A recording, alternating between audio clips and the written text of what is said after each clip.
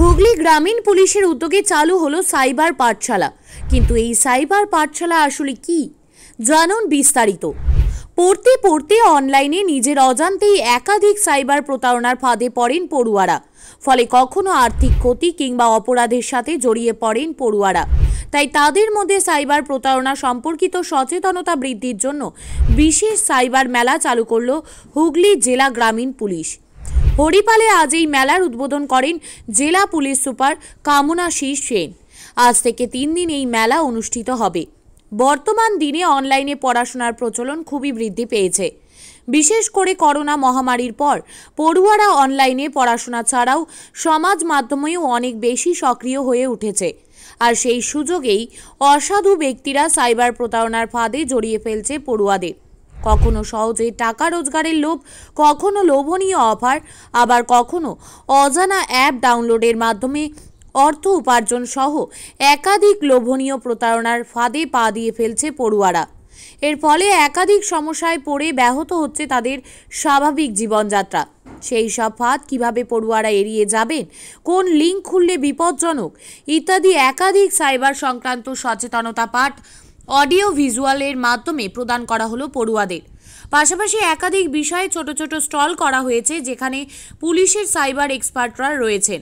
কারোর কোনো বিষয়ে প্রশ্ন থাকলে তার যথাযথ উত্তর দিয়ে পড়ুয়াদের সচেতন করা হচ্ছে। এই বিষয়ে হুগলি জেলা গ্রামীণ পুলিশ সুপার কামনাশিস সেন জানান, 3 দিনের এই মেলায় 50টা স্কুলের পড়ুয়াদের সাইবার ক্রাইম সম্পর্কে সচেতনতা করা হবে। এই বিষয়ে শিক্ষা নিয়ে পড়ুয়ারা বন্ধু বান্ধব ও পরিবারের মধ্যে সচেতনতা প্রদান করবে।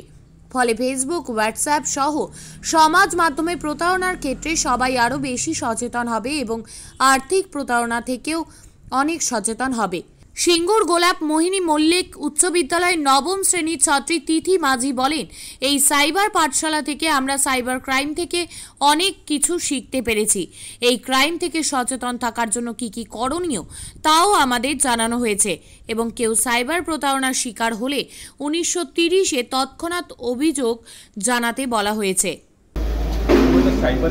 সাইবারের আমরা অ্যাওয়ারনেস ক্যাম্প সবসময় করছিলাম আর কি। তো আজকে যেটা এখানে আমরা ভাবলাম একটু ডিফারেন্ট করে করা হোক। তো এখানে সাইবার পাঠশালা আমরা জাস্ট একটা কনসেপ্ট এনেছি, যেখানে একটু একটা স্কুলের মতনই এখানে 5টা স্কুলস এসছে আর কি। তো এটা 3 দিন চলবে এখানে এই সাব ডিভিশনের জন্য, মানে হেডকোয়ার্টার সাব ডিভিশনের জন্য। তো মোটামুটি 15 to 20 স্কুলস আমরা কভার করবো 3 দিনে আর কি। আর এখানে আপনারা দেখতে পাচ্ছেন ভিতরে, মানে উপরে যেটা ছিল আর কি, ইটস ভেরি ইন্টারাক্টিভ ওয়ে আর কি। মানে কোনো এখানে কোনো ডুজ অ্যান্ড ডোন্টস এরকম বলা হচ্ছে না, এখানে সিম্পল লাইভ এক্সাম্পল দিয়ে তো এটাকে ইন্টারেস্টিং বানিয়ে কী হয়েছিল অল যেটা সত্যি ঘটনা আমরা ফেস করি, যেটা ফেস করা হয়েছে, যেটা ওইটাকে একটু ইন্টারাক্টিভ বানিয়ে বাচ্চাদের কাছে একটু ইন্টারেস্টিং করে আর কি এটা দেখানো হচ্ছে আর বোঝানো হচ্ছে আর কি। সাইবার যেটা আছে, মানে সাইবার ক্রাইম যেটা আছে, এটা যে ফোল্ডে বাড়ছে, যে পরিমাত্রা বাড়ছে আর কি, ওটাকে প্রিভেন্ট করা খুবই দরকার। তো এটার জন্যই এই সাইবার পাঠশালাটা হুগলি রুরাল পুলিশ করা হয়েছে। এদের মধ্যে এই সচেতনতা বৃদ্ধির ফলে কি সাইবার প্রতারণা কমবে বা তারা আরও? দেখেন, আমাদের লজিকটা এটাই আছে কি বাচ্চাদেরকে মানে বাচ্চাদেরকে বোঝানো হচ্ছে বা বাচ্চাদেরকে দেখানো হচ্ছে, ওরা প্রতিটা বাচ্চাকে অ্যাটলিস্ট ওর মা বাবা ভাই বোনকে তো বলবে, যেটা আমি স্টার্টিংয়েই ওদেরকে বললাম কি এটা তোমাদেরকে দেখানো হচ্ছে, কিন্তু দ্য হোল পয়েন্ট ইজ তোমরা গিয়ে মা বাবাদেরকে বুঝাবে।